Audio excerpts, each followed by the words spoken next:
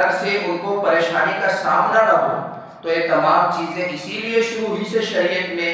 رائج ہے اور داخل ہے تاکہ انسان اللہ تبارک و تعالیٰ کی نعمتوں کی قدردانی کرے، ان کو پہچانے، اس کے اندر شعور پیدا ہو جائے۔ یہ جو شعور ہے یہ بڑی عجیب و غریب چیز ہے۔ شعور ہی وہ چیز ہے جو شریعت انسان کے اندر پیدا کرنا چاہتی ہے، شعور ہی وہ چیز ہے جو شریعت میں مطلوب ہے، شریعت کا مقصود ہے، اور یہ شعور ہی وہ چیز ہے جو انسان کو اس بات پر ابھارتی ہے کہ نہیں، عبادت تو اس کی کرنی چاہیے جس نے پیدا کیا، اور شعور ہی وہ چیز ہے جو انسان کو حرام اور حلال کی تمیز سکھاتی ہے، اور شعور ہی وہ چیز ہے جو انسان کے دماغ میں یہ بات ڈالتی ہے کہ نہیں، یہ عورت تو ہے لیکن یہ ماں ہے، یہ بہن ہے، بھانجی ہے، بھتیجی ہے، ہماری تربیت میں رہنے والی بچی ہے یا ربیبہ ہے، ان سے نکاح جائز نہیں ہوتا۔ اور شعور ہی وہ چیز ہے جو انسان کو اس بات پر آمادہ کرتی ہے، یہ اس بات پر آمادہ کرتا ہے کہ یہ چیز حرام ہے، اس کے قریب نہیں جانا، اور یہ چیز حلال ہے، اس سے خوب فائدہ اٹھانا ہے۔ اور شعور ہی وہ چیز ہے جو انسان کو اس بات پر آمادہ کرتا ہے کہ زیادہ سے زیادہ اللہ تبارک و تعالیٰ کی یاد یہاں دنیا میں رہتے ہوئے کرنی جائے، بعد میں بھی دار الجزا تو ہے لیکن دار العبادت نہیں ہے، دار الاسباب نہیں ہے، عبادت کا کوئی موقع ملے گا نہیں، اسی طریقے سے اسباب کا کوئی موقع ملے گا نہیں، وہاں پر تو صرف اور صرف بدلہ دیا جائے۔ تو شعور انسان کے اندر پیدا ہو جائے، یہی شریعت کا شروع سے جب بچہ پیدا ہوتا ہے، بچے کے کان میں جو اذان دی جاتی ہے وہ اس لیے تاکہ بچے کو یہ احساس ہو کہ اس کی ولادت جو ہے وہ مسلم گھر میں ہوئی ہے۔ اسی طریقے سے بچہ اور تھوڑا سا ہوشیار ہو جائے، اسی طریقے سے ختنہ کا جو ایک رواج ہے، ایک سنت چلی آ رہی ہے، پھر اسی طریقے سے بچہ 7ویں دن کا ہو جاتا ہے، 7 دن کمپلیٹ کر لیتا ہے، مکمل کر لیتا ہے، عقیقے کا جو رواج ہے اور جو سنت چلی آ رہی ہے، پھر اس کے بعد اس کا اچھا نام رکھنا، یہ تمام چیزیں اس بات پر دلالت کرتی ہیں اور اس بات کو بتلاتی ہے کہ شریعت کا جو مقصود ہے پوری امت سے، امت کے ہر ایک فرد سے وہ شعور ہے، شعور کو پیدا کرنا ہے۔ اور آپ کو تو معلوم ہے کہ جن لوگوں کا شعور مسلوب ہو جاتا ہے، چھین لیا جاتا ہے اللہ تبارک و تعالیٰ کی طرف سے، یا تو سزا کے طور پر یا اسی طریقے سے کسی بیماری وغیرہ کے بہانے سے، آزمائش کے طور پر، تو پھر کیسی کیسی باتیں کرتے ہیں، اپنے ہی منہ سے ذلیل ہوتے رہتے ہیں، اسی طریقے سے نزاعی باتیں، اختلافی باتیں، گالم گلوچ، فسق و فجور، اسی طریقے سے اور نہ جانے کیسے کیسے معاصی میں مبتلا ہو جاتے ہیں۔ اور اسی لیے کلام پاک میں اللہ تبارک و تعالیٰ نے بار بار فَاعْتَبِرُوا يَا أُولِي الْأَبْصَارِ، اے عقل مندو عبرت حاصل کرو، یہ نہیں کہا کہ اے مومنو عبرت حاصل کرو، مومنین بھی کہا ہے، جہاں پر مصلحت ہوئی وہاں پر مومنین کہا، جہاں پر مصلحت سمجھی وہاں پر مسلمین کہا، جہاں پر مصلحت سمجھی وہاں پر صادقین بھی کہا، قانتین بھی کہا، خاشعین بھی کہا، خاضعین بھی کہا، اور مفلحون بھی کہا۔ لیکن مخصوص جگہ جہاں پر انسان کو اس بات کا گویا کہ پیغام دیا گیا ہے کہ ان الفاظ میں غور بھی کرنا ہے، اے شعور والو، اولو الالباب، لبن سے بنا ہے، عقل بودا دماغ، اے دماغ والو، اے شعور والو، اے تھوڑی بہت حس رکھنے والو، فَاعْتَبِرُوا، عبرت حاصل کرو۔ تو عبرت حاصل کرنا تو اصل مقصد ہے ہی، لیکن ساتھ ساتھ میں کون لوگ عبرت حاصل کریں گے؟ جو اولو الابصار ہوں گے، اولو الالباب ہوں گے، عقل والے ہوں گے، دماغ والے ہوں گے، اہل شعور ہوں گے۔ تو یہ جو شعور آپ پچھلے 5 منٹ سے سن رہے ہیں کہ شعور ایسا ہے، شعور ویسا ہے، اور شعور ڈبل پیسہ ہے، یہ ہے کیا چیز؟ انسان کے اندر فطری طور پر اللہ تبارک و تعالیٰ کی طرف سے پیدا کردہ ایک ایسا دماغی توازن جو انسان کو گمراہی سے نکال کر ہدایت کے راستے پر لا کھڑا کرتا ہے۔ وہ سوچتا ہے تو مثبت سوچتا ہے، وہ کام کرتا ہے تو نیکی کے کام کرتا ہے، اسی طریقے سے فیصلے لیتا ہے تو بہترین فیصلے لیتا ہے، اسی طریقے سے کسی کو مشورہ دیتا ہے تو بہترین مشورہ دیتا ہے، اسی طریقے سے اپنی مستقل اور اپنی نجی زندگی میں، پرسنل زندگی میں کچھ اگر اس کے کردار ہیں تو مہذب ہیں، شائستہ ہیں، سنجیدہ ہیں، تو اس کو کہتے ہیں شعور۔ تو اللہ تبارک و تعالیٰ کی طرف سے عطا کردہ وہ عظیم تحفہ ہے جو انسان کو کفر و شرک کے ساتھ ساتھ ہر ایک طرح کی گمراہی، ضلالت اور بدعات سے نکال کر سنت اور ہدایت کے راستے پر لا کر کھڑا کر دیتا ہے۔ تو یہی ہے ھذا ھو الشعور الاصلی، یہی اصلی شعور ہے اور یہی اصلی دماغ والوں کا کھیل ہے۔ تو یہ اللہ تبارک و تعالیٰ نے جو اولو الالباب فرمایا ہے، اللہ تبارک و تعالیٰ نے اولو الابصار فرمایا ہے، یہ خام خری فرما دیا۔ اب یہ جو شعور ہے اس کے بہت سارے درجات بھی ہوتے ہیں تاکہ پہچانا جائے کہ بھئی سامنے والے انسان میں شعور ہے بھی کہ نہیں۔ ویسے تو ہر انسان اپنے کو باشعور سمجھتا ہے۔ آپ کسی کو کہیے کہ آپ بیوقوف ہیں تو آپ کے بیوقوف ہونے کی 10 دلیلیں وہ آپ کو دے دے گا۔ کون ماننے والا ہے کہ میں بیوقوف ہوں؟ لیکن یہ جھگڑا خود شریعت نے ختم کر دیا۔ بہت ساری آیات اس بات پر دلالت کرتی ہے کہ عقل مند کون ہے اور شعور حقیقی کس شخص کے اندر ہے۔ تو علماء کرام نے لکھا کہ شعور کا پہلا درجہ یہ ہوتا ہے، اگر انسان کی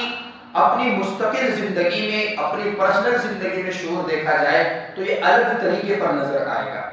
مسائل اور تکالیف کے اعتبار سے کہ کیسے مسائل پر یہ ریئیکٹ کرتا ہے اور کیسے ویلا کرتا ہے اور کیسے صبر کرتا ہے، اگر اس اینگل سے اور اس زاویے سے دیکھا جائے تو شعور الگ طریقے پر نظر آئے گا۔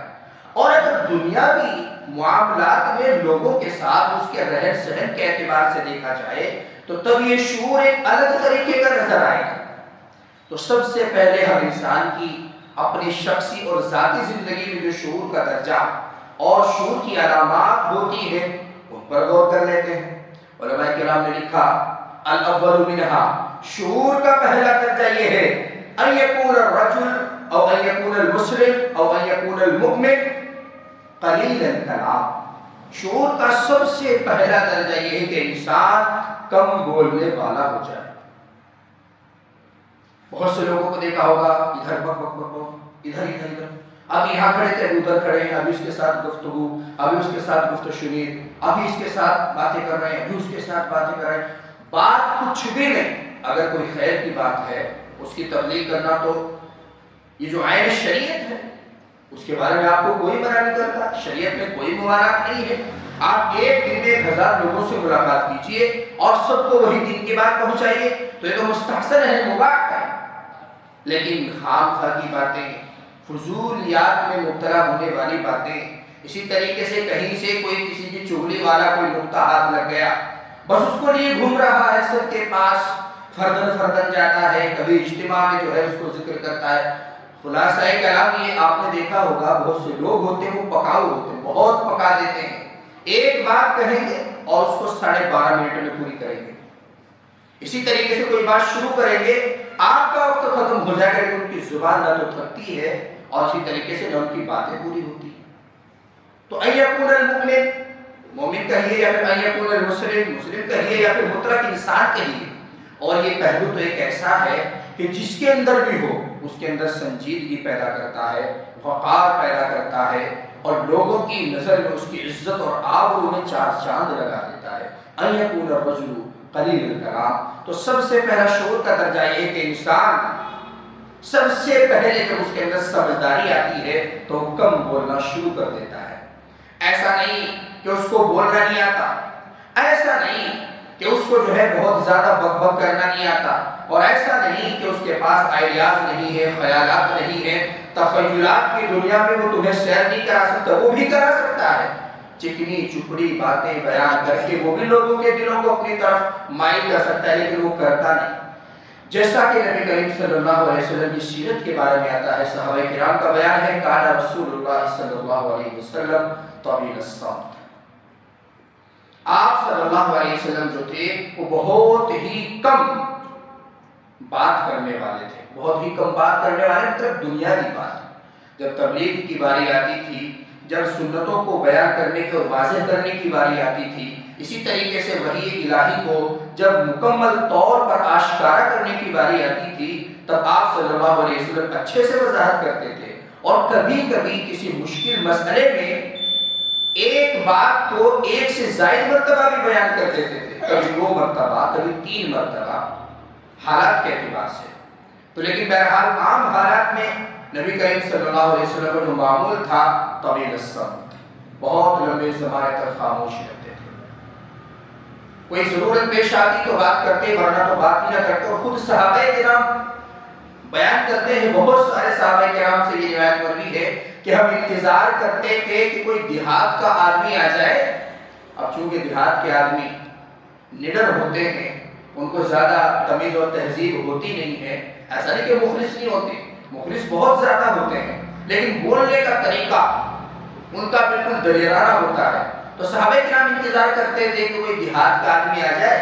وہ آ کر حضور صلی اللہ علیہ وسلم سے سوال کرے، اور آپ اس کے سوال کے جواب میں جو وضاحت ارشاد فرمائے ہم ان کو نوٹ کر لیں، ان کو یاد کر لیں۔ خود سے بات کرنے کی ہمت نہیں ہوتی تھی۔ کان رسول اللہ صلی اللہ علیہ وسلم طویل الصمت،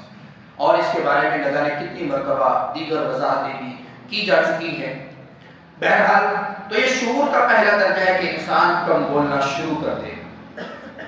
اور شعور کا دوسرا درجہ یہ ہے کہ جہالت کے جواب میں خاموش رہ جائے، جہالت کا جواب ہی نہ دے۔ اذا خاطبهم الجاهلون قالوا السلام، جب جاہل لوگ ان سے بات کرتے ہیں الٹی، اب ظاہر سی بات ہے جب جاہل نے بولنا شروع کیا اس کی زبان کے آگے تو میدان ہے، گالی دینے کی ضرورت پیش آئی تو وہ گالی دے گا، علماء کرام کی توہین کرنے کی بات آئی تو وہ کرے گا، بڑے بڑے لوگوں کی پگڑیاں اچھالنے کی باری آئی تو وہ اچھالے گا، اس کو کیا ڈر ہے کسی کا۔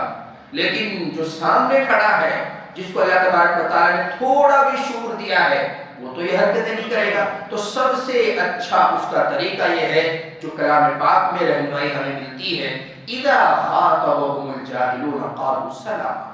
اگر جاہل لوگوں سے سابقہ پڑ جائے تو ان کو قائل کرنے کی کوشش نہ کرو۔ لست علیہم بمسیطر، آپ ان پر حاکم نہیں بنا دیے گئے جو ادھر ہی کھڑے کھڑے اس کے منہ کو تاک رہے ہیں اور اپنے آبا و اجداد کو، علماء کرام کو، شریعت کے احکامات کو گالیاں دلوا رہے ہیں کہ اچھا ہے یہ ہدایت یافتہ ہو جائے، اس کا تمہیں حکم نہیں کیا گیا۔ لست علیہم بمسیطر، پھر کسی وقت صحیح اللہ تبارک و تعالیٰ نے قسمت میں اگر ہدایت لکھی ہے، اسی طریقے سے مکمل رہنمائی لکھی ہے تو وہ اس کو مل کر رہے گی، سبب چاہے کوئی بھی بنے، لیکن آپ کو اس وقت میں ان کو کہنا چاہیے کہ آپ صحیح ہم غلط، اور بات ختم، اور وہاں سے روانہ ہو جانا چاہیے۔ تو بہرحال شعور کا دوسرا درجہ اور سیکنڈ سٹیپ کیا ہے کہ انسان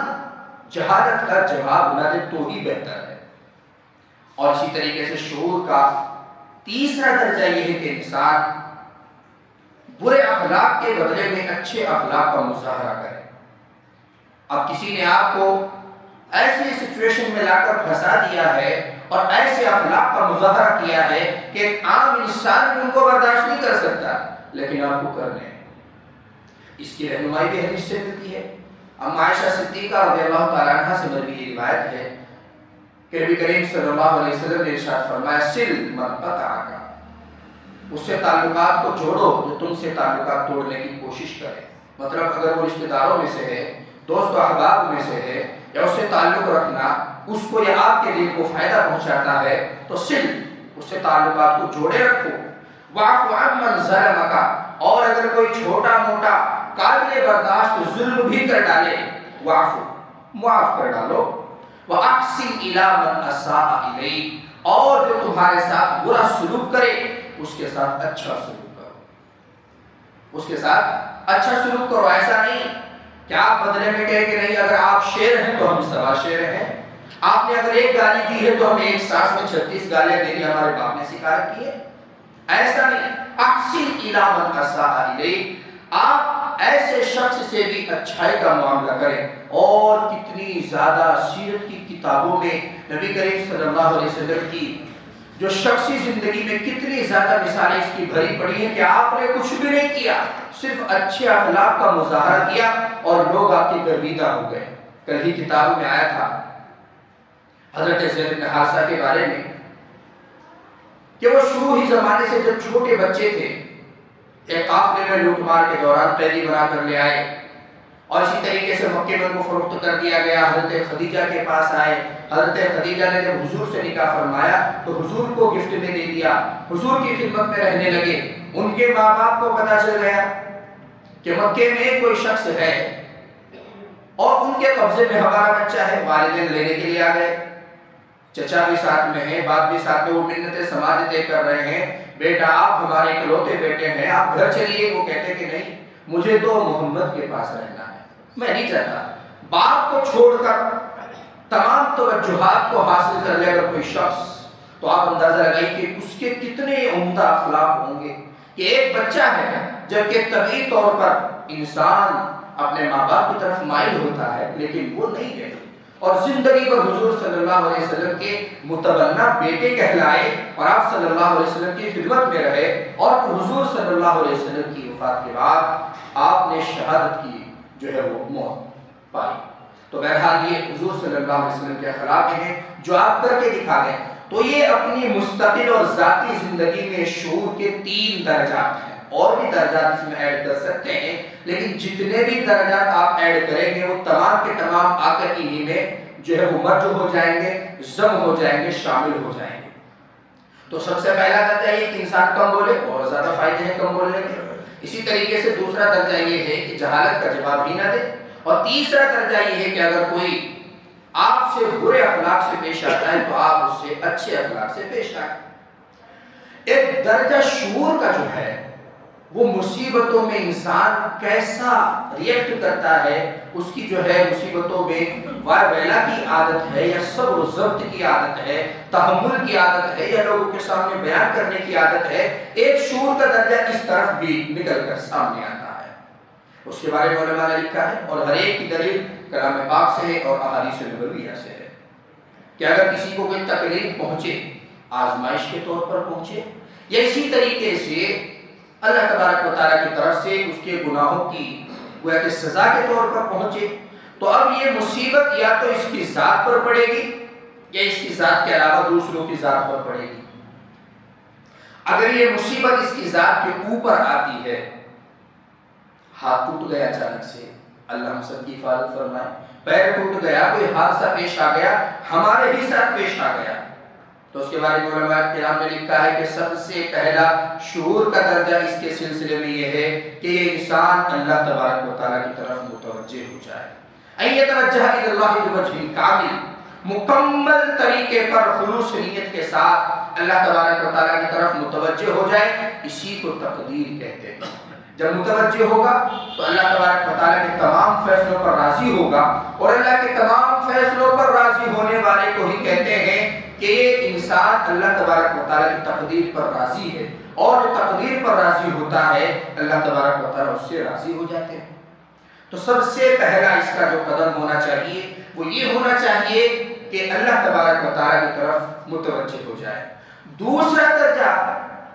تکلیف میں اپنی ذاتی پریشانی پر جو سیکنڈ سٹیپ اس کا ہے وہ یہ ہے کہ اپنے گناہوں کو یاد کرے. ان یذکر معاصی, انسان اپنے معاصی کو, اپنے گناہوں کو یاد کرے, ویبکی, اور روئے, آنسو بہائے. اور بخاری شریف کی ایک حدیث ہے جس میں آپ صلی اللہ علیہ وسلم نے ارشاد فرمایا کہ 7 آدمی ایسے ہیں اللہ تبارک و تعالیٰ ان کو ایسے دن میں اپنے عرش کے مخصوص سائے میں جگہ عنایت فرمائیں گے جب اللہ کے سائے کے علاوہ کوئی سایہ نہ ہوگا. اور ان میں سے ایک انسان کا ذکر فرمایا وَرَجُلٌ ذَكَرَ اللَّهَ خَالِيًا فَفَاضَتْ عَيْنَاهُ, ایسا شخص جو تنہائی میں اللہ کو یاد کرے اور کوئی بھی نہیں دیکھ رہا ہے, کسی کے پریشر سے نہیں رو رہا ہے. فَفَاضَتْ عَيْنَاهُ, اور اس کی آنکھیں بھر آئی. اسی کو کہتے ہیں عربی زبان میں یبکی, اور وہ رونے لگتا ہے. تو ایک ایسا شخص ہے کہ اس کو مصیبت پیش آئی, سب سے پہلے اس نے اللہ تبارک و تعالیٰ کی طرف لو لگا لی کہ جو کچھ بھی میرے ساتھ ہوا اس کو کوئی ٹال ہی نہیں سکتا تھا, یہی تقدیر پر راضی ہونا ہے, اور اسی کو رضا بالقدر کہتے ہیں. اور اسی طریقے سے دوسرا قدم یہ اٹھاتا ہے کہ اپنے تمام گناہوں کو یاد کرتا ہے کہ اللہ تبارک و تعالیٰ نے ہو سکتا ہے میرے گناہوں کی وجہ سے مجھے اس مصیبت میں مبتلا کیا ہو, اور والثالث منها، اور تیسرا قدم جو اس کو اٹھانا ہے وہ یہ ہے ان یستغفر اللہ استغفارا کثیرا، اللہ تبارک و تعالیٰ سے خوب استغفار کرے، خوب اللہ تبارک و تعالیٰ سے اپنے گناہوں کی بخشش چاہے،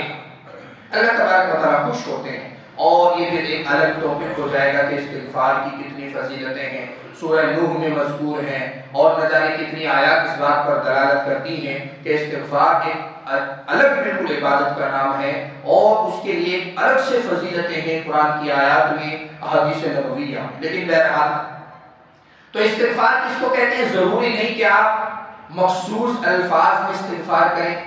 انسان کا اللہ تبارک و تعالیٰ کو خالق حقیقی سمجھ کر اپنے گناہوں کی معافی کو طلب کرنا کسی بھی زبان میں ہو، بس اسی کا نام استغفار ہے۔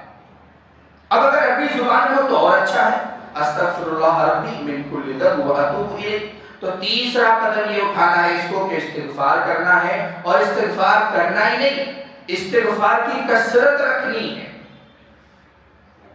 اب استغفار کی فضیلتیں دیکھ کر بہت سارے علماء کرام نے اپنے طلباء کو اسی طریقے سے ان کی جو ہے تربیت میں جو لوگ آتے ہیں ان کو، یا اسی طریقے سے لوگوں کی تربیت کے لیے باہر نکلنے والے لوگوں کو صبح شام باقاعدہ ایک ایک تسبیح استغفار کی لازم کر دی کہ پڑھنا ہی ہے، گویا کہ استغفار کی اتنی فضیلتیں ہیں۔ تو اگر اس کی ذاتیات پر کچھ مسائل آتے ہیں تو سب سے پہلا کام جو ہے وہ التوجہ الی اللہ ہے، دوسرا کام جو ہے جو اس کو کرنا ہے وہ اپنے جو ہے گناہوں کو یاد کرنا ہے، اور تیسرا کام استغفار کرنا ہے۔ اور اگر یہی مصیبت کسی دوسرے پر آتی ہے تو وہاں پر شعور کا کیا درجات ہیں؟ وہاں پر بھی شعور کے 3 درجات ہیں۔ سب سے پہلا درجہ یہ کہ انسان اس واقعے کو دیکھ کر، اس حادثے کو دیکھ کر عبرت حاصل کرے۔ عبرت اسی سے بنا ہے فاعتبروا یا اولی الابصار، اے عقل مندو عبرت حاصل کرو۔ تو سب سے پہلے عبرت حاصل کریں کہ اگر خدا کا خواستہ یہ میرے ساتھ ہو چکا ہوتا تو میں کیا کرتا۔ ابھی موقع ہے تو موقع کو غنیمت جانے، اللہ تبارک و تعالیٰ سے مزید استغفار کریں، اللہ تبارک و تعالیٰ کا مزید شکر ادا کریں کہ اگر اللہ تبارک و تعالیٰ نے مجھے ان مسائل سے بچایا ہے تو مجھ پر شفقت کا معاملہ فرمایا ہے۔ تو اگر دوسرے کسی انسان کو ہم مصیبتیں آتے دیکھیں تو سب سے پہلا یہ کام جو کرنا ہے وہ یہ کرنا ہے کہ ہمیں عبرت حاصل کرنی ہے، اور دوسرے کیا کرنا ہے؟ حسن اخلاق کا مظاہرہ کرنا ہے۔ ایسا نہیں کہ ہاں اس کو تو جو ہے ایک نہ ایک دن گرفتار ہونا ہی تھا، اس پر تو ایک نہ ایک دن اللہ کی مار پڑنی ہی تھی، وہ تو سود کھاتا ہے، وہ تو زکوٰۃ کا مال کھاتا ہے، اسی طریقے سے وہ ناحق لوگوں کو ستاتا ہے، فوراً فتوے نہیں دیں گے، کیونکہ ہمارا ایک مزاج بن گیا ہے، عمومی مزاج ہے کہ جب اپنا معاملہ آتا ہے تو ہم سے بڑا وکیل کوئی نہیں، اور جب دوسروں کا معاملہ آتا ہے تو پھر ہم سے بڑا جج بھی کوئی نہیں۔ تو حسن اخلاق کا مظاہرہ کریں، اس کو تسلی دے، اس کے پاس جائیں کہ ہم ہر اعتبار سے آپ کے ساتھ ہیں، آپ کو گھبرانے کی ضرورت نہیں، حادثہ ہے، وقتی طور پر آزمائش انشاءاللہ چلا جائے گا۔ اچھے اخلاق کا مظاہرہ کریں، وہاں پر فتوے بازی سے کام لیں۔ اور تیسرا کام یہ کریں، اب عبرت بھی حاصل کرنی ہے، حسن اخلاق کا مظاہرہ بھی کرنا ہے، اور اسی طریقے سے جس کے ساتھ وہ حادثہ پیش آیا ہے لوگوں کے سامنے اس کے گناہوں کو اجاگر نہ کرے کہ نہیں دیکھتے تم پچھلے سال اس نے کیا کیا تھا، ارے ہم تو پہلے ہی کہتے تھے کہ اللہ کے یہاں دیر یا اندھیر نہیں، اب دیکھا آ گیا پکڑ میں، اب اس کی پکڑ بھی بڑی سخت ہے۔ اور یہ کم وقت جو ہے اپنی اس حرکت پر دلیل بھی قرآن سے دیتا ہے۔ کمال کی بات یہ ہے، ایک تو کہ ناجائز اور حرام کام کرتا ہے، تکلیف پہنچانے کا کام کرتا ہے، چغلی میں حسد میں مشغول ہے، اور دوسرا یہ کہ اپنی اس حرکت پر، اس گناہ پر دلیل بھی قرآن اور حدیث سے دیتا ہے۔ ارے وہ تم نے محاورہ نہیں سنا، ارے تم نے وہ محاورہ نہیں سنا، وہ آیت نہیں سنی، وہ حدیث نہیں سنی، دنیا میں یہ بھگت کر جائے گا، تم دیکھ لینا۔ تو اس طرح کی باتیں نہیں کرنی ہے، بلکہ وہاں پر جو ہے صبر و ضبط کا معاملہ رکھنا ہے، لوگوں کے سامنے اس کی کوتاہیوں کو اجاگر نہیں کرنا ہے۔ تو اگر آپ کو اہل شعور میں سے بننا ہے، یا پھر اللہ تبارک و تعالیٰ نے جن اہل شعور کا ذکر کلام پاک میں کیا ہے، بیان ہی ان کا مصداق بننا ہے، تو یہ کام کرنے پڑیں گے کہ جب اپنی ذاتی زندگی میں ہم کوئی فیصلہ لیں تو پہلے ہمیں یاد رکھنا ہے کہ شعور کا پہلا درجہ کیا ہے کہ انسان کم بولے، شعور کا دوسرا درجہ کیا ہے کہ انسان کم بولنے کے ساتھ ساتھ میں جہالت والی بات پر خاموش رہ جائے، اور اسی طریقے سے کسی نے برے اخلاق کا مظاہرہ کیا تو آپ کو اچھے اخلاق سے ریئیکٹ کرنا ہے۔ اور دوسری طرف آ جائیے کہ اگر کوئی مصیبت آ جاتی ہے تو اپنی ذات پر آئی ہے یا دوسرے کی ذات پر، اپنے ذات پر آئی ہے اللہ تبارک و تعالیٰ کی طرف متوجہ ہو جائیے، اسی طریقے سے دوسرے نمبر پر اپنے گناہوں کو یاد رکھیے، تیسرے نمبر پر اللہ تبارک و تعالیٰ سے استغفار کیجیے۔ دوسرے شخص کی ذات پر مصیبتیں آتی ہیں تو سب سے پہلے عبرت حاصل کیجیے، دوسرے نمبر پر حسن اخلاق کا مظاہرہ کیجیے، اور تیسرے نمبر پر اس کے گناہوں کو، اس کی غلطیوں کو جو ہے اس کی بدزبانی کو دوسروں کے سامنے اس موقع پر ذکر نہ کیجیے۔ اور جب انسان ایسا بن جائے فصار من اہل الابصار، تو یہ شخص بھی کیا بن گیا؟ یہ اہل ابصار میں سے ہو گیا، یہ اولو الالباب میں سے ہو گیا، گویا کہ اس کے اندر شرعی دماغ آ گیا۔ ایک ہے دنیاوی دماغ جو ہم چلاتے ہیں اور چلا چلا کر گمراہ ہو جاتے ہیں، من اعتمد علی عقلہ ضل، اور جس شخص نے اپنی جو عقل پر اعتماد کیا او علی علمہ، اپنے علم پر اعتماد کیا، یا اسی طریقے سے علی مالہ، اپنے مال پر اعتماد کیا، ضل، وہ تو گمراہ ہونا ہی ہے۔ تو ایک دنیاوی دماغ ہوتا ہے، دنیاوی سوچ ہوتی ہے، وہ ایک الگ ہے۔ دنیا میں تو سبھی زندگی گزار رہے ہیں، لیکن کون اچھا ہے کون برا ہے، کون شریعت کے مطابق ہے اور کون شریعت کے خلاف ہے، اس کا فیصلہ تو روز محشر ہوگا نا۔ تو گویا کہ اب آپ کے اندر شرعی دماغ آ گیا، اب شریعت نے آپ کو اہل ابصار اور اہل اولو الالباب میں شمار کر دیا۔ اولو الالباب بہت زبردست لفظ ہے، بہت عمدہ اور پیاری تعبیر ہے اولو الالباب، اور اسی طریقے سے اولو الابصار۔ تو یہ وہ طریقے ہیں کہ جن کو شریعت نے بیان کیا اور انسان کے اندر شعور پیدا کرنے کی مکمل کوشش کی۔ اب دعا کیجئے، کیا ہی کر سکتے ہیں۔ اللہ تبارک و تعالی ہم سب کو ان تمام یہ جو عادات اچھی بتلائی گئی ہیں ان کو عمل میں لانے کی توفیق عطا فرمائے، اور جو بری عادتیں ذکر کی گئی ہیں اللہ تبارک و تعالیٰ ان سے بچنے کی توفیق عطا فرمائے، اور اللہ تبارک و تعالیٰ اسی دنیا میں ہمارے جیتے جی ہماری اسی زندگی میں ہم کو جو ہے وہ اولو الابصار میں اور اولو الالباب میں شامل فرمائے۔ باقی ایک مسئلہ رجب کے تعلق سے، اور یہ حسن اتفاق ہے کہ آج شاید 26 رجب ہے، تو ایک عام مسئلہ رجب کے تعلق سے غلط فہمیوں کی ازالے کے طور پر بیان کیا جاتا ہے۔ عام طور پر لوگوں میں یہ بات مشہور ہے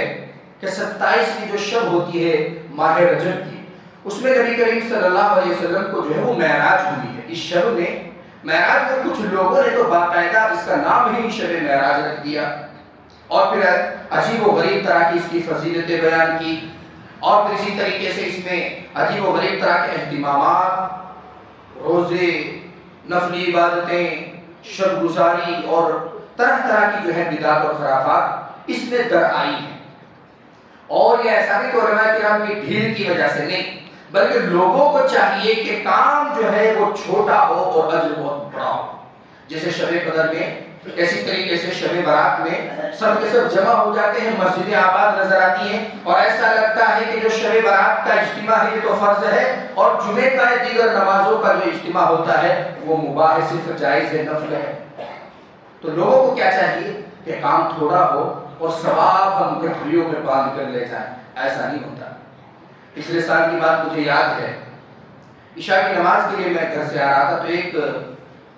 اسٹوڈنٹ شاید وہ کسی اسکول کا تھا، انہوں نے کہا کہ حضرت آج ہی ہے شب معراج۔ میں نے کہا شب معراج تو کوئی چیز نہیں ہے، اور اگر ہے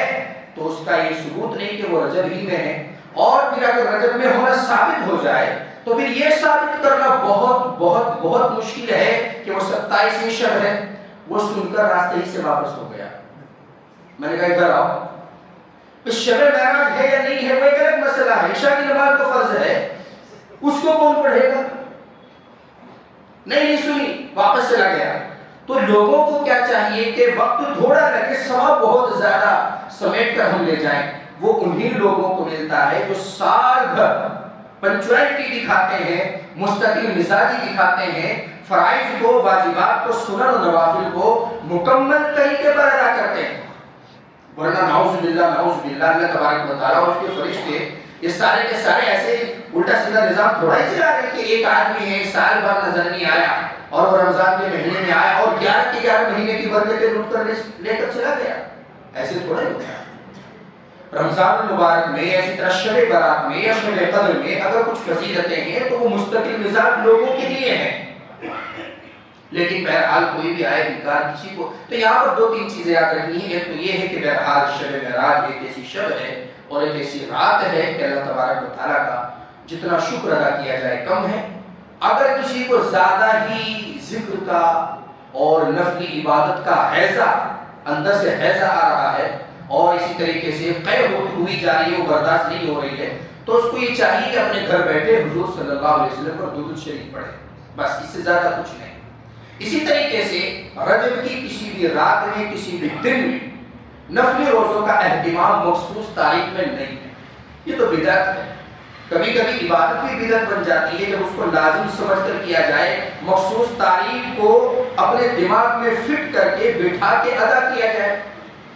تو غلط ہو جاتی ہے. تو یہ بات صحیح ہے کہ نبی کریم صلی اللہ علیہ وسلم ماہ رجب میں اسی طریقے سے ماہ شعبان میں روزے رکھتے تھے، لیکن ایسا نہیں کہ وہ مخصوص کسی تاریخ میں رکھتے تھے یا کسی طریقے سے شب معراج میں رکھتے تھے. بہت سے لوگ ہیں اس رات میں ناٹک بازی کریں گے، راتوں کو جاگیں گے، تھوڑا ادھر ادھر ٹہلیں گے اور پھر تھوڑا باہر کو نکل کر چکن وکن کھا کے سو جائیں گے اور پھر اگلے دن سحری کریں گے، باقاعدہ روزہ رکھیں گے. کہ جو ہے اگر حضور صلی اللہ علیہ وسلم کو معراج ہوئی ہے تو آپ صلی اللہ علیہ وسلم نے بدر کی جنگ بھی تو لڑی ہے، احد کی جنگ بھی لڑی ہے، خیبر کو بھی فتح کیا ہے، کیسر و کسریٰ کے محلات کو بھی تباہ کیا ہے. اسی طریقے سے آپ صلی اللہ علیہ وسلم کو سب سے پہلے جو وحی ہوئی غار حرا میں، اس کی بھی تاریخ کو سرچ کرو کہ کون سی تاریخ ہے.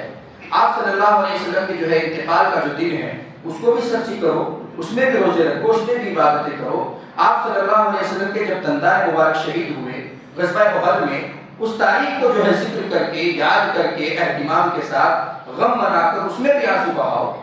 تو یہ جو شریعت نے ہمیں نہیں سکھایا یہ ایڈیشنل چیزیں ہیں جن کی شریعت میں کوئی ویلیو اور کوئی وقت نہیں ہے. اس طرح کی بدعات سے اپنے آپ کو بھی بچائیں، اپنے گھر والوں کو بھی بچائیں. اور آج جو آپ اسٹیٹس وغیرہ دیکھیں گے ان پر بھی پازیٹیو آپ ریئیکٹ کریں اور ان کو بھی سمجھانے کی کوشش کریں. اور اگر گھروں میں اس طرح کا مزاج ہماری عورتوں اور خواتین کا ہو تو ان کو بھی اچھے انداز میں سمجھائیں. وآخر دعوانا الحمدللہ رب العالمین.